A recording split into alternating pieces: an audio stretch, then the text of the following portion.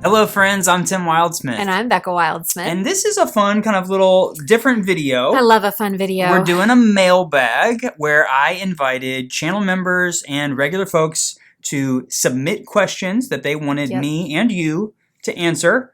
And I asked Becca to come be the... I'm kind of like the host, she's game the show host. She is the interviewer, and I am the interviewee. This is all in celebration of the fact that we recently surpassed 100,000 subscribers. Congratulations. Thank you. Very exciting. YouTube sent me a little message and said, you can now get one of those silver YouTube plaques. Get out! Yeah, so I filled out the information, so I'm waiting for that to show up. You're fancy. So we'll have to do a fun video when that arrives. That is but fun. We're also doing... thank you to you guys, because that's amazing. 100,000. It's really cool. That's awesome. We're also doing a really fun giveaway that we launched last week, all month long, an epic giveaway, one of my biggest giveaways ever. So definitely check that out. I'll put some links in the video description. But yeah, this is us hanging out and answering some questions. I love it. Do you want to get started? Let's do it. Okay. Becca, all right. You're leading the way. You've got the questions over there. Well, ladies and gentlemen, welcome to Burning Questions, 100,000 mailbag. Okay, there we go. All right, so this question is from one of your channel members. This is Abram Bagunu. Abram. Yep. What's up? How did you fund the channel early on? Was it self-funded? Were you selling Bibles? Did you budget money? Okay, so go back 4 years ago, a little over 4 years ago, I got my first Bible. Was a Crossway single column personal size heirloom collection Bible. I bought that one and I did a review, and then I found a guy on Facebook Marketplace who had a little NLT Cambridge Pit Minion. I bought that. My parents bought me a Bible, and then it was like, oh, I'm going to do this. I'm going to start buying Bibles. Yeah. And so also 4 years ago, 2020. Height of the pandemic. Yep, height of the pandemic. I've talked about that on my channel. Like, I was bored. But what I did was I have, many of you have seen the guitar. You actually can't see it right now, but there's a guitar in the background of all of my videos. This is my Gibson ES335 that I've had for over a decade, and I have a couple guitars over here just off camera. I have how many? 6, 7, 8 guitars. I didn't even have to look at you to know that you made a face. I don't know. I don't know the count.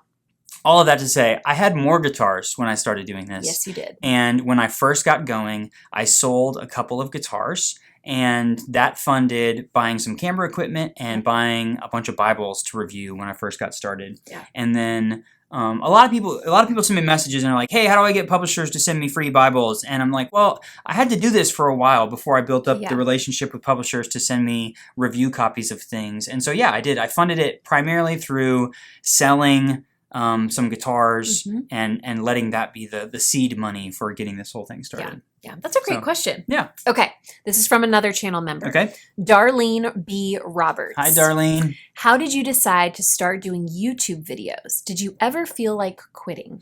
Oh my. So started was, and I've shared this story before, but yeah, it was COVID. My parents, I was finishing up seminary at Fuller. Mom and Dad reached out and said, hey, we want to buy you a really nice Bible for your graduation gift. And so right after COVID... Your only option was what? Just to look at pictures online, basically. Literally. So if you guys go back, remember like March 2020, we're all stuck at home. We don't know how long this is going to last. And while everybody else was watching Tiger King, do you remember Tiger King on Netflix? It became like a huge deal. I was like geeking out about Bibles online. I discovered Schuyler. I discovered R.L. Allen. Like, I'd never heard of and so I joined a bunch of those Facebook pages that everybody is a fan of, or a super fan of. Wink, wink. And there's a group of, I don't know if I should say, there's a group of super fans Facebook pages that I got kicked out of, and I still don't know why. And a lot of people wear it as like did that make you feel like you wanted to quit to answer Darlene's question? No, but yeah. So that's how I got started. Was just being curious about Bibles. Yeah. Have I ever wanted to quit? I don't. Yes. Have you? Yeah. I mean, he's never mentioned that. I think when like the trolls come out. Yeah, that was what I was thinking. Like there are people who have said and done with anything. Really hateful things, and I've shared about that a little bit on my channel. And I have a soft heart. You're very tender-hearted. Yeah, and so when people are hateful, I think one of the worst days was when I announced that I was writing Bible translations for everyone. A couple of people, like literally hundreds of people, said all these great things. But a couple of people were like, "You're not even qualified to write this book," you know? And that kind of stuff just like really But I also use that as fuel, I want to make this book really good. I want to prove those people wrong. But yeah, there have definitely been days where I was like, I don't want to do this anymore.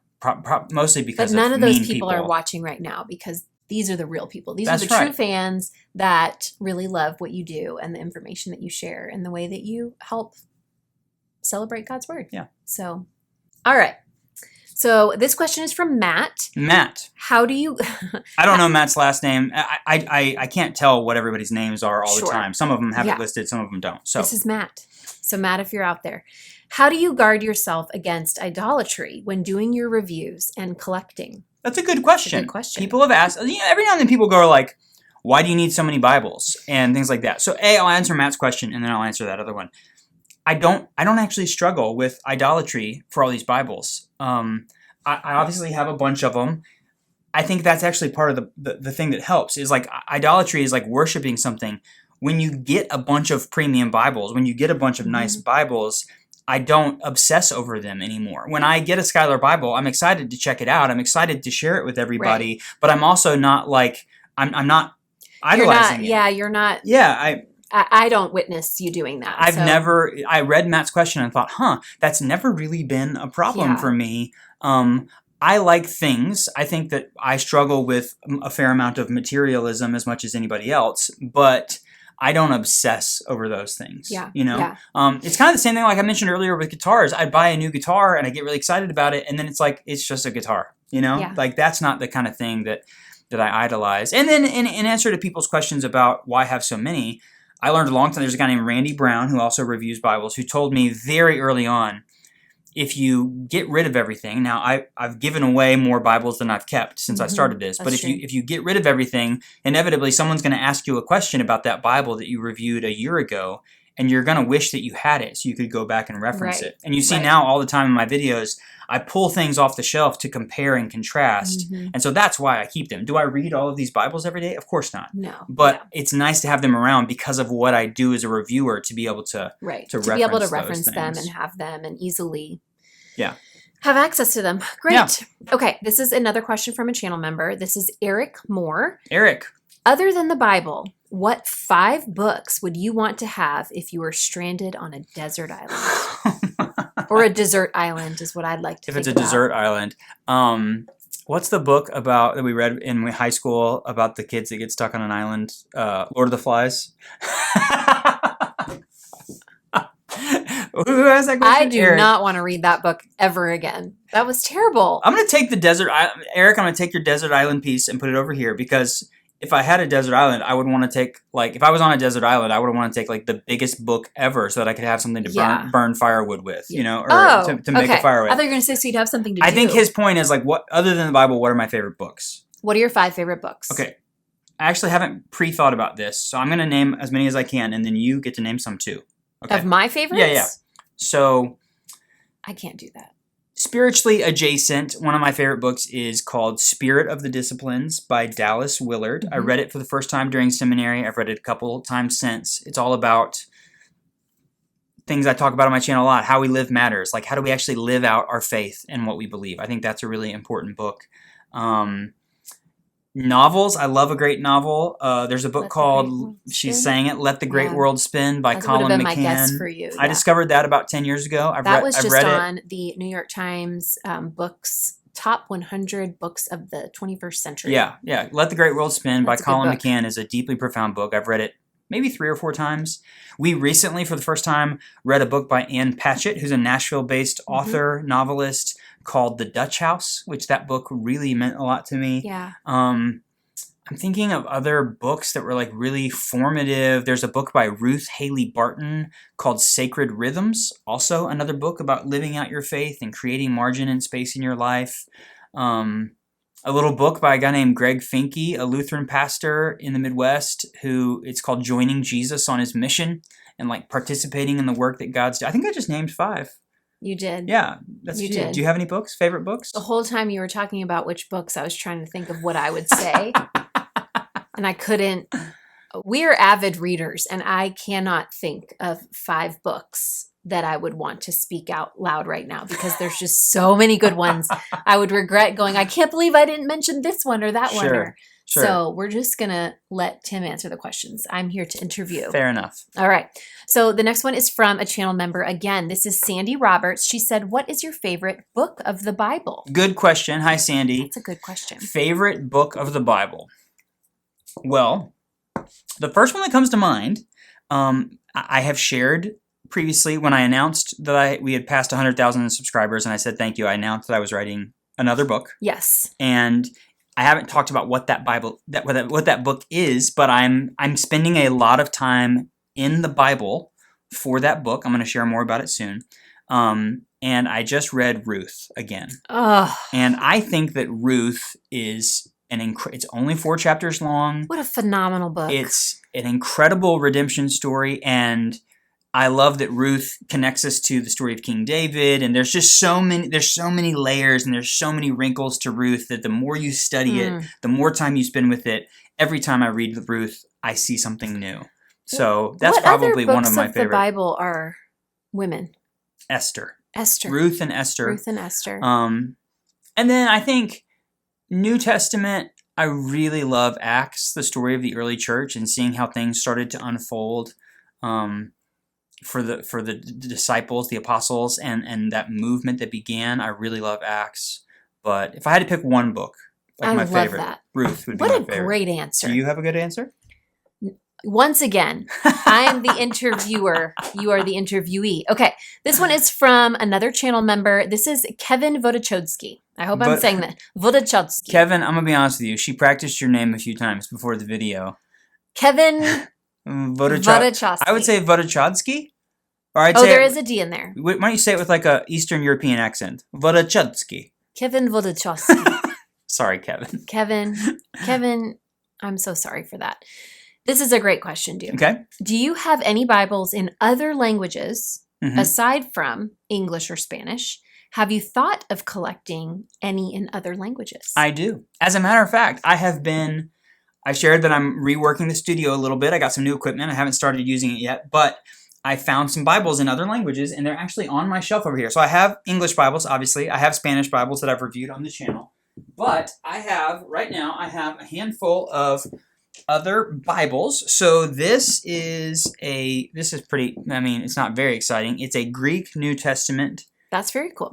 Greek. Yep. Obviously, the New Testament was written in Koine Greek, so that is a copy of the Greek New Testament. Where did you get this? Was this from the Strand in New York? No, I've had this for a while. This is just a nice copy of the Greek New Testament that I've had.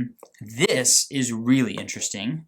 This is a copy of the New Testament in Hebrew that I got. You had to read it backwards. I got in Israel. That's right. So it's from the Trinitarian Bible Society, but it is a Hebrew New Testament, which is, the Old Testament was written in Hebrew. Right. The New Testament was written in Greek, so it's a Hebrew New Testament, which I think is really interesting. That's Hebrew. You had to take a class in that. I did. I had to take Hebrew and Greek in seminary. Wow. But that's cool. And then this is one that I got from the Museum of the Bible the last time we visited. This is a Bible in Chinese. That is so cool. Isn't that great? So I have Chinese, Greek, Hebrew, Spanish, and English. I have 5 different. They all smell good too. Languages of the Bible. They're pretty too. And we have done some work, Becca and I. Becca was commissioned to create some artwork for an organization called Illuminations that does Bible translation into lots of languages. There's an Illuminations exhibit at the Museum of the Bible. Yep. And so we are very passionate about Bible translation, and I would love to get some copies of Bibles in other translations as well, and to share more about that on my channel. That's a really, really good idea. That'd be very thanks, cool. Kevin. That's a great question. Great question, Kevin. Yeah. Okay. This one is from channel member Gabriel Perez. Hey, Gabriel. When introducing the Bible to a non-believer, where do you tell them to start? Ooh. Genesis, one of the Gospels, or something else? That's a good question. Recently gave a Bible to my neighbor, Dan. Dan had heard, seen some things about my channel and had said he never read the Bible before. So I gave him a copy of the Bible that I had, and he ended up, it was maybe a month or 2 later. I was mowing the grass and he stopped me and he was like, I just finished the Old Testament. And I was like, you read the entire Old Testament in a month? He's like, oh yeah, the Bible is crazy. I'm like, yeah. So it is. It's wild. I told Dan to start in the New Testament.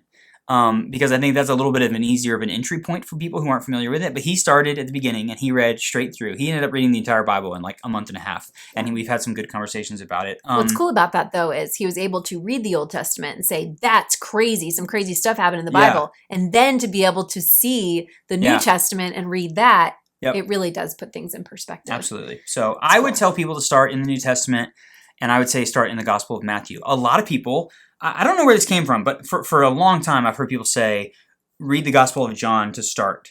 And while I love the Gospel of John, it's very philosophical. It starts in the beginning was the Word, and the Word was with God. It's very much about the incarnation of Jesus as the Son of God, and it's pretty deep. So for a new person in their faith walk, that might be it's language. It's good, but it's a little dense. I like that they're called the Synoptic Gospels, Matthew, Mark, and Luke.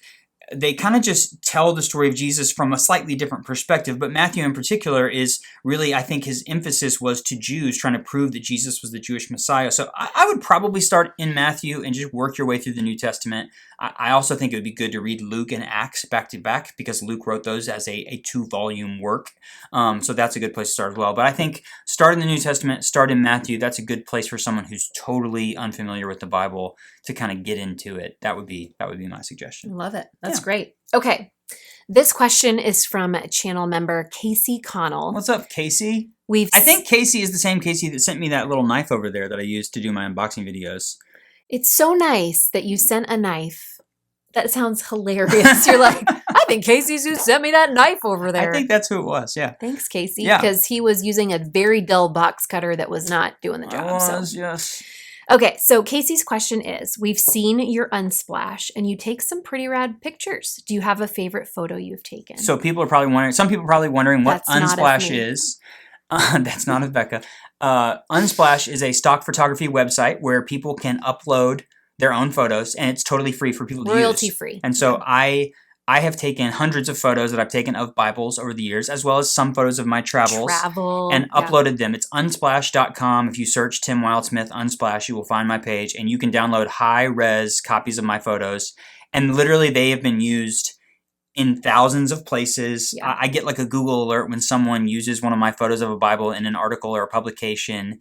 I've shared a few of those over the years, but my photos have been viewed more than 50 million times on Unsplash. That's wild. It's wild. That's wild.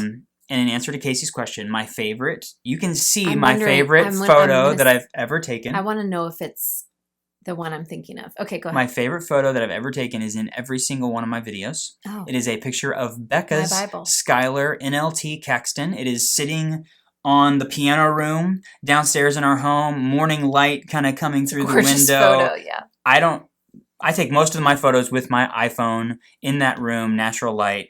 And that one turned out incredible. So it's a beautiful I use it as the intro because I think it's a beautiful photo. I use it as the intro because it's allowing me to have a little piece of Becca in every single one of my videos. And I've never told her that before. I think it's absolutely beautiful. And so I love that photo. I love that story. Thanks cool? for sharing that. Yeah. What were you thinking it was going to be? That magnificent photo of the woman in Thailand that you took. Oh, wow. Well, that's not a Bible photo, but yes. I didn't know we were talking about Bible photos. I was on a mission trip to Thailand, and I'll put the photo in here so you can see it. It's a magnificent portrait. This woman was like kind of hunched over on this pallet, and I asked the translator to ask her if I could take a photo for her, and she sat up like this. And it was an incredibly powerful moment in my life. Like just how regal and royal she became when I asked. And she was essentially living in a very hard place. So yeah, it's very cool. Yeah. But anyway, that's a magnificent photo. Yeah. Okay. Another question from channel member Seven Dory. Hey, Seven Dory. Hey, Seven Dory. Tim, I'm excitedly awaiting the release of your new book. Yes. I have my pre-order in at Amazon. You should drop a link right here so people can pre-order. Order that book, people. Order that book. I was wondering, was there anything that you learned while researching for your book that surprised you? Oh my, great question. It's a great question. Yes. Lots of things surprised me. I had to do so much research because there is a chapter, there are, a chapter dedicated to all of the major translations. Mm-hmm. And so I started, before I wrote any of those chapters, I would just do a deep dive. I would go to the websites, I would research things online. Thankfully, as an alum of Fuller Theological Seminary, I have access to all of the different academic journals and everything, and the research library. And so I was able to do a ton of research about the history of these translations. And at every step along the way, things surprised me. There were so many cool moments where I was like, oh, I didn't know that. I think the biggest thing that I was surprised by, which I think will be fun for people reading the book, is how connected all of these translations are. Absolutely. You see things from translations that were developed over 100 years ago that impact the more modern ones that we think of now. And seeing that interconnectedness was really cool. And I learned a lot in the process. And it was really fun to kind of try to put all that together for people. It's very cool. So, It is such a good book, y'all. I read it a couple times and it's... Thank you. As we're recording this, I just got a slew of endorsements in from different pastors and podcasters and other writers. And it's been really honestly just affirming for people who don't really know me that well and don't have to say nice things about my book. What's funny is he read one of them to me, and it was, by a well-known person, and we don't know them personally. Yeah. And I went, and he was like, why, do you think it's not that good? Like, not worthy of that endorsement? I was just like, no, it's just some of the people that are endorsing it we know and we love and they're friends. And so to get a great endorsement, you're like, that means a lot, but from a stranger, you're just like, yeah. Wow. It's been really fun. And what they say about it is just really, really meaningful. Yeah. So, we'll be sharing some of those very soon. We're going to be rolling out some more promo for the book soon. So okay. The next question is from Carol Parks. What is the difference between the RSV Bible and the NRSV Bible? Thank you, Carol. I slotted this question in there because you just asked about what things I learned. So Carol's asking, what's the difference between the RSV and the NRSV? Well, the NRSV is the New Revised Standard Version. It is the update to the RSV. So the RSV was an update that was done by the National Council of Churches, which is like a big network of churches back in the 1930s, 40s, that was released in the early 1950s. It was an update of the American Standard Version, the ASV, from 1901. And so once they got into like the 70s, about 20 years after the RSV was released, that same group of people said, okay, we need to start talking about an update. And so they put together a team of scholars who went through the RSV based on, there's new textual research, new discoveries are being made, new things are being learned, the English language is changing. And so then they updated that, and that came out in 1989, which was called the New Revised Standard Version. So 35, how many years was that? 52 to 89, so about 37 years. Okay, 37 years. And then they just released about 32 years. NRSV. No, I'm just kidding. They called it the NRSV UE, Updated Edition, which I'm not a fan of that name, but they updated it again 2.0. That way. So I love it. That's great. That's just like a little nugget from the book. Yeah. That's great. Okay, this is from channel member Matt Gunya. Hey, Matt. Are you doing a media or speaking tour when your book comes out? How do we get you to speak at our church? Thank you, Matt. Good question. Like so, and how do I get to come along? Because I like to travel with you. The answer is yes and no. I'm not doing a tour where I'm going to go do a book tour or anything like that, but I am doing a special event in Nashville the day before my book comes out. I'm going to be, again, sharing more about that, but I'll tell you now, November 18th. The book comes out on Tuesday, November 19th. Monday, November 18th, I'm going to be speaking in chapel at Belmont University where I work, and afterwards we're going to be doing a book signing. So if you are in or around the Nashville area, you can come and meet me there, and we're going to sign books. I'll save you a seat. My talk in chapel that day is going to be about Bible translation, so it's going to kind of connect to the book, so it's going to be a celebration of that. That weekend, the weekend following the release of the book, I'm going to be at a church called Story Hill Church outside of Milwaukee, Wisconsin. Becca's going to be there with me. So Josh, the pastor at Story Hill, reached out to me and said, I'm excited for your book to come out. I would love to welcome you to be at our church. And so you can actually fill out a form, Matt, and answer your question. If you're interested in me coming and speaking at your church, it's just timwildsmith.com/speaking. And there's a form that you can fill out. You can send that to your pastor if you're watching, and if they have the ability to bring me in. So at Story Hill, I'm going to preach on Sunday morning in their services. And then after church, we're going to kind of do a lunch and learn session where I talk about Bible translations and share more stuff from the book, that sort of thing. So I would love to do more of that. And as the book comes out, I will be having some opportunities to do that. So very exciting. Yeah. I love it. Great question, Matt. Okay. This is from channel member Jan D. are you going to have a book signing when your book comes out? So other than going back to that question, there's 2 ways to get a signed copy of the book. One would be to come to Nashville when the book comes out. If you're up near Milwaukee, to come to Story Hill Church that weekend, get a copy of the book. I'll sign it for you. If you have pre-ordered the book, we talked about this in my last book update video, that I wasn't sure how to do signed copies. And several people that were watching the video said, what about book plates? And I didn't know what a book plate was. But a book plate is like a sticker that the author signs that you can then put in your book. So we are going to be doing book plates. As a matter of fact, Becca Wildsmith, the designer of the cover, the cover of the book, Bible Translations for Everyone, designed a book plate to match. So I am going to be making those available very soon. It's going to be coming very soon in the next week or 2. We're going to do a special video where we talk about the book plates. And for those of you who've already pre-ordered one, and you can't come see me in person, I'm going to give you a way to order a book plate that you can have to stick in your book, that sort of thing. So that and there's going to be some other bonuses for those of you who have pre-ordered the book that you're going to get the option to have as well. And by the way, I may have helped with those things too. You did. Going back to Matt's question, I'm also going to be on a bunch of podcasts. I've already started to record podcast interviews. Some of them are rolling out right now, but a bunch of them are going to be coming out in October and November, closer to when the book comes out. So interviews with lots of cool people who I've reached out to, or the marketing folks at Zondervan have reached out to, and that way we can share more about the book in a wider sense. And the best place to find those would probably be on your social media. Yeah, following along on Instagram and Facebook, and I'll let people know when we're going to be on the podcast. We can listen in. Perfect. Okay. The next question is from channel member McCall Huff. Hey, McCall. Is there another book in the pipeline? Yeah, there is. I mentioned it in this video. I mentioned it in the 100,000 celebration video.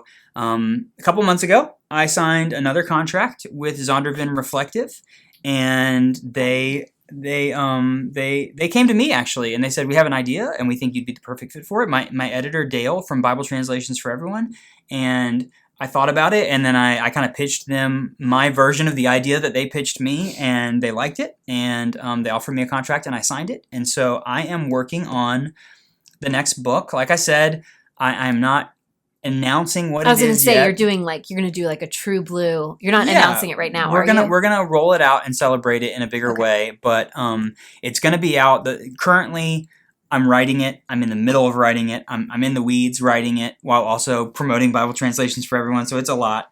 But it's the release date is scheduled for November next year. So it's wild, the process of watching someone write a book, because it is at least a year in advance that you have to turn your book in. Yes. And then there's editing, and there's design, and there's promotion, and there's marketing, and there's interview. There's all of these things that go into it. It's fascinating. They said, Dale, my editor, was like, hey, if you want this to come out in the fall of 2025, we need it to be done by this fall. Like you're gonna have to turn it in before your Bible Translations for Everyone comes out. Can you write a new book while you're getting ready for this? And in my head, I was like, sure, why? And I thought, that's not too hard. And now I'm getting emails every day with a podcast request, and we need you to do this. And I'm writing an article for this magazine, and it's like there's a lot going on for Bible Translations for Everyone. But I have a plan. I've got a schedule, and you stick to it. I nights and weekends, and I've got a plan going on where I'm working hard. But I'm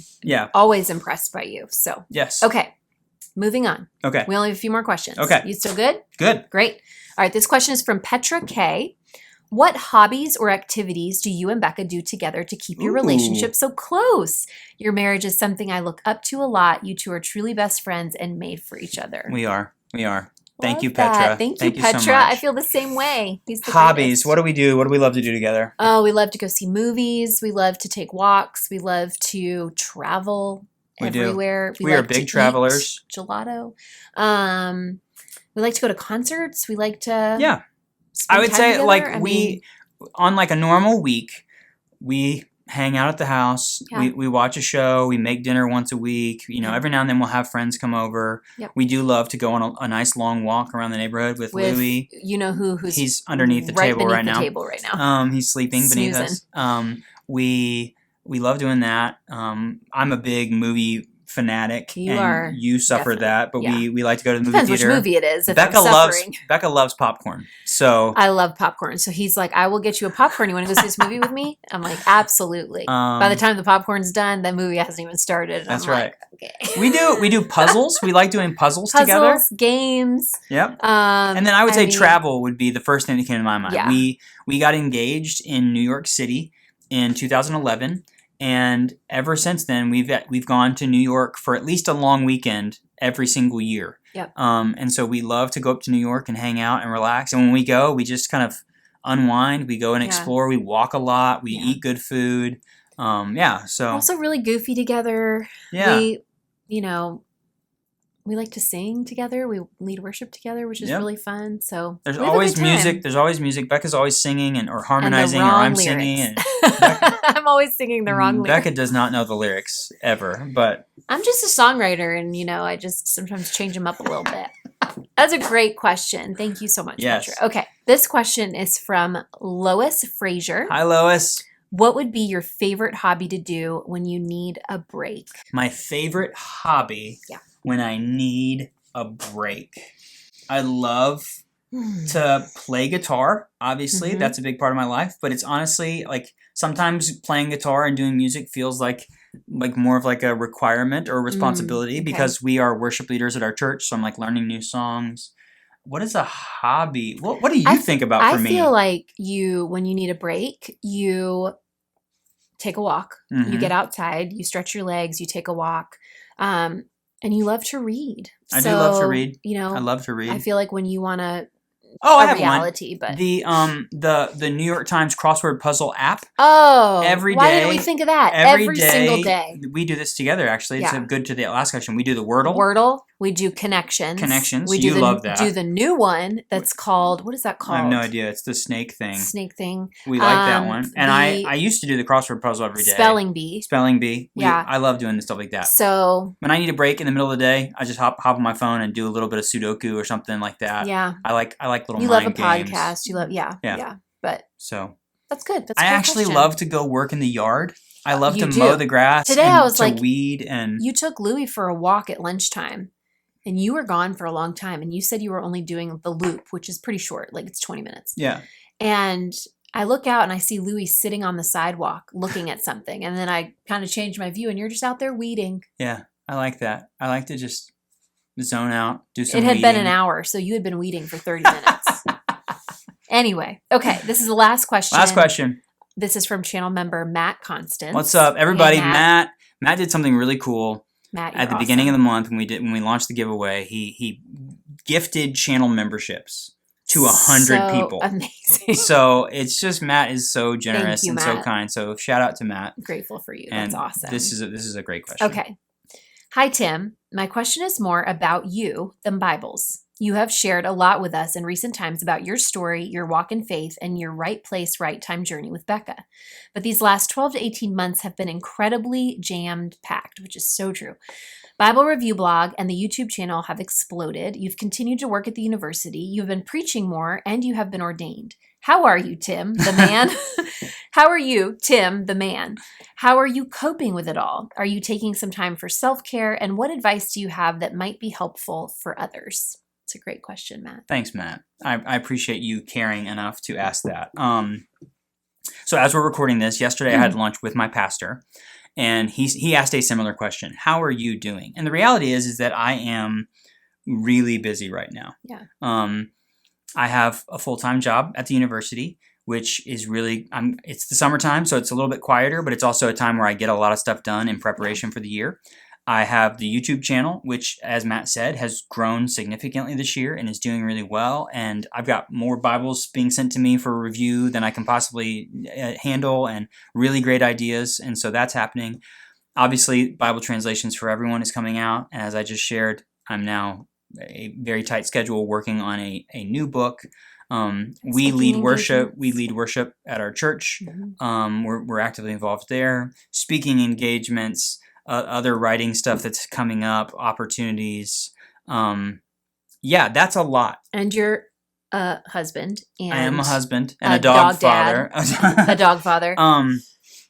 So I would say, if I'm being totally honest, I am feeling that a year ago, back in the summer, I took the month of July off. Yes, because we went to Italy. And in my head, I am feeling the need for a vacation. We have talked about, is there a weekend?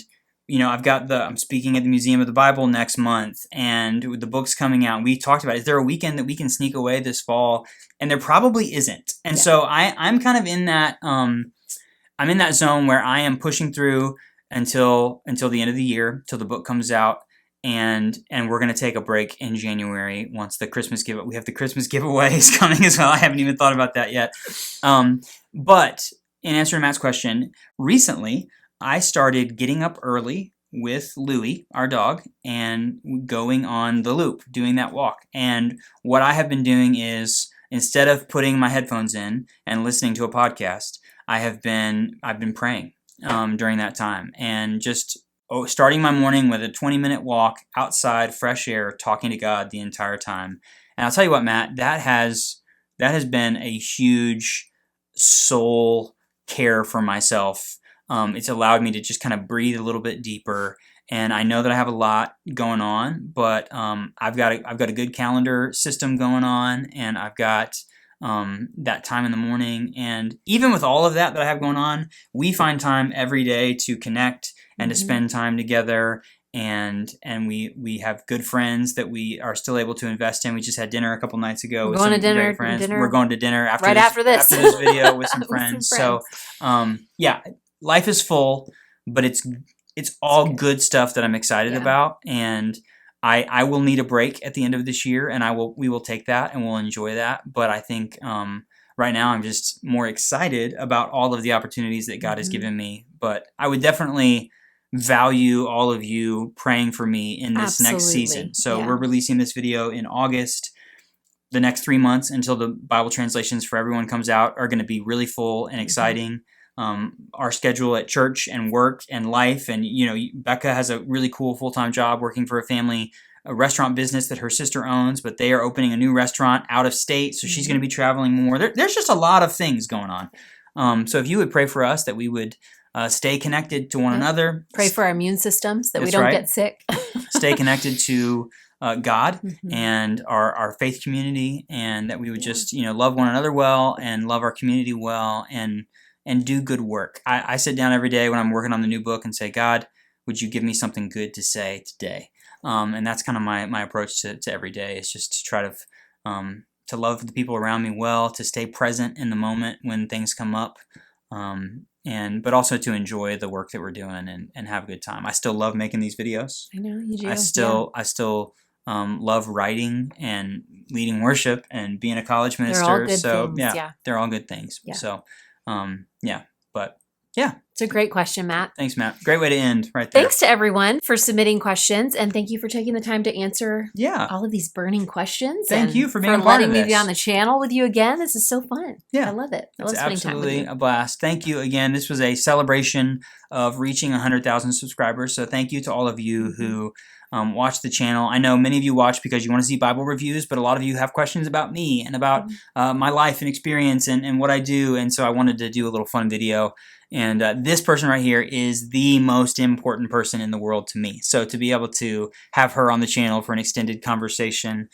This was fun. Yeah, it was a lot of fun. This was fun. Thank you as always for watching, for liking and commenting and subscribing and your endless support. Many of these questions, as Becca mentioned, were from my channel members. I want to give a special shout out. There's about 400 or 500 of you right now who you pay $2.99 a month. And that extra support really helps me kind of stay above everything and to take care of the channel. And so I really, really appreciate you guys in particular. But to all of you who watch and subscribe and hang out with us here, I'm so grateful for you. So the best thing about this YouTube thing has been the incredible community. And so we really appreciate you guys. Yeah. So this was fun. Yeah. Thanks so much for watching. See you next time.